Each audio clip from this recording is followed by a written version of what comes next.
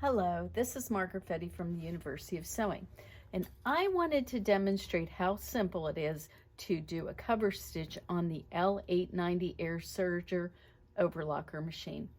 It's actually an airlocking Serger cover stitch combination machine, and it is just absolutely a love. So first off, what I have up here is when you turn on the machine, you get a choice of either expert mode or guided mode. And we're going to do the guided mode today because I think it's super simple. So we're here now to our main menu. In our menu, we have two different choices. We can either look at it in this folder version, or we can switch it. I know there's a way to do it. I was just forgetting. So here we can see it in colored stitches, and we can see what each one of the stitches looks like, and they're numbered. So if you know the number, what you can do is you can put in your number and go there, and it'll go right to that stitch. But you better know the numbers if that's what you're doing.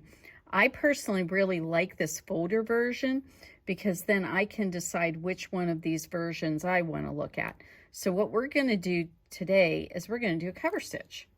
So one of the choices in the cover stitch folder is a 2-thread chain stitch. We have a 4-thread cover stitch, a 3-thread cover stitch wide, or a 3-thread stitch cover stitch narrow.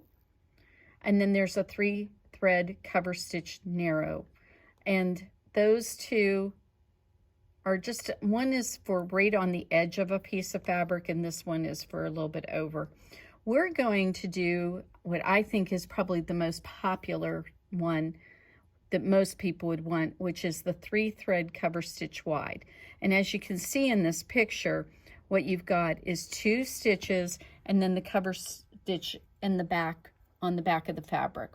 So this is the fabric we are going to do, and I'm going to use a contrasting thread because I really want you to see what's possible. So what I did was I just pressed up my hem, and I'm going to go ahead and tell the machine I want to do that 3-stitch cover stitch. So right now we are going to follow the directions. It's very simple. The first thing it asks us to do is lift up our presser foot.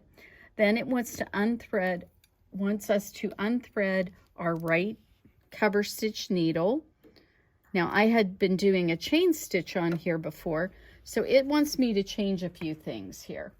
So the first thing I'm going to do is take out that needle thread that I'm no longer using. So now it wants me to attach my C13 foot, which is already on it, because for chain stitching you also needed that foot. So I don't need to change the foot. Then it's talking about adjusting my presser foot pressure. That's something that you may really need to adjust depending on your fabric.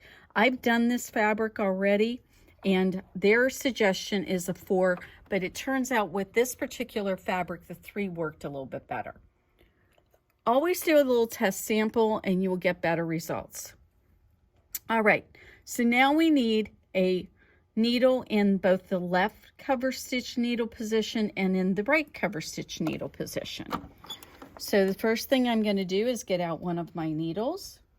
I'm going to get out my little handy dandy screwdriver for the needles. I'm going to loosen up that left needle screw, and I'm going to slide this needle in place, tighten that down. Make sure everybody's in good shape and tight. Make sure all my other screws are in there nice and snug too. I don't want to over tighten these, but I do want to make sure that with the vibration of the machine, I don't end up losing those tiny little screws. So now I'm going to go to the next thing. It wants me to deactivate my knife, which I was doing a chain stitch, so the knife was deactivated. It wants me to adjust my cutting width to 5, which is already done too. Then we're going to attach the cover stitch insert, which is what this is right here. So that's done. Then it wants me to deactivate the upper looper. And if you look, the deactivation has been done. And how I know that is it has me turn my knob to the left, and my lower looper, or excuse me, my upper looper is tucked away in the machine right there. And that's what this diagram, this video that it gives me, it has me turn it to the left, and then the upper looper gets tucked into the machine with the press of the foot control. So that's already completed. Now we don't have to do anything with the upper looper converter. We are here setting our, we have an O and an R. One is for overlocking, one is for rolled hem. Those are in the right place on O. And my last thing to do is thread these paths as needed. Now, I had already gone ahead and with the chain stitch had done my cover stitch looper has been already threaded. But now it wants me to thread my blue right cover stitch needle through the blue path. So we're going to do that right now. Now the foot is up, so my tension discs are open.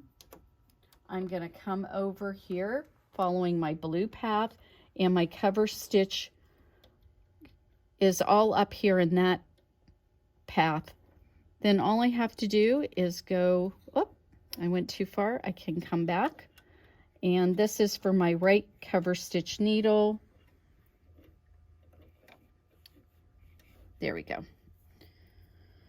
And I'm going to get a pair of tweezers so I can thread my needle. I find that that ends up being the easiest way for me to do this. There we go. So we've got the right cover stitch needle is threaded. And if you notice something, I wasn't worried about what order I threaded these in, which is very unusual. Most of the time with a cover stitch machine or a serger, overlocker, you have to be very concerned about the order which you thread everything in, because otherwise they get all tangled up. And I don't have to worry about that with this machine, which I think is just amazing. All right, we're going to thread this last needle, and you guys aren't going to believe this, but we are done. That's all it takes to do that threading. Now I'm going to put my stylus back over here. There's a magnetic place for it to go. I'm going to turn my fabric over, and I have a variety of lines here that I can use as a guide to where I'm sewing, and I'm going to use this one right here. We're going to put that needle down, and we are going to start sewing. And you know what's pretty amazing? I've heard that with some machines they don't start cover stitching right away, but this one did. It just started sewing without any problem. So we're going ahead and see, it was a really good thing I changed that pressure, because it is still maybe even a little bit too hard, but we'll see how it turned out. Okay, so we got to the end of where we were cover stitching, and we are going to get one little tool out because this is so clever. So we're going to lift up our foot, and we are going to use this tool right here, and we are going to pull our 2 needle threads over here, and I like to pull them out about 4 inches, and then I cut them, and then all I have to do is pull this side, and look at that. Look how beautiful that turned out. And this is not going to go anywhere, but if you're worried about it, what you can always do is a little knot.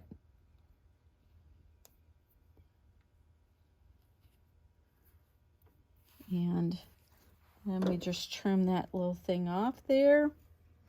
And we are set and ready to go. And it's stretchy, and it worked, and it didn't make any big, there's no ripple there. It's flat and smooth, and that stitch is about as gorgeous as you could want.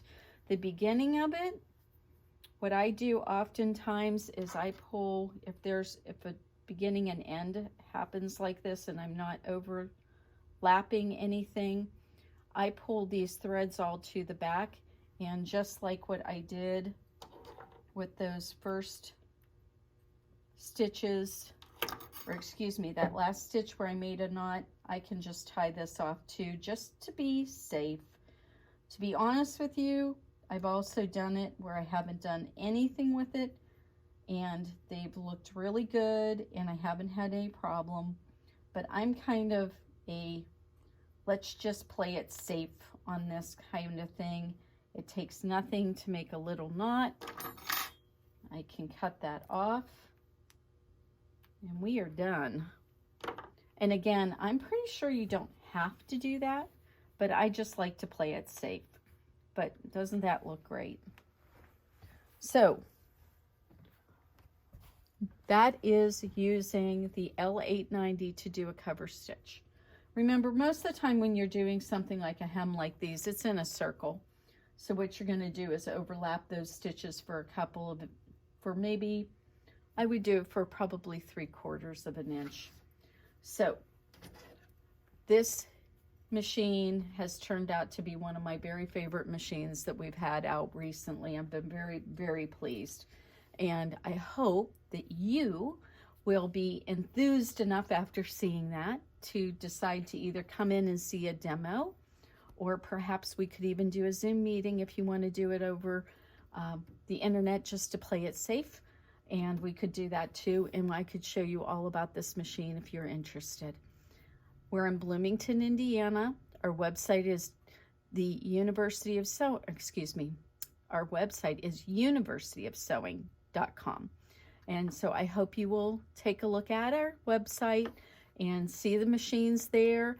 And if you have any questions, you need any help, don't hesitate to call us. Our phone number is 812-323-2665. Thank you.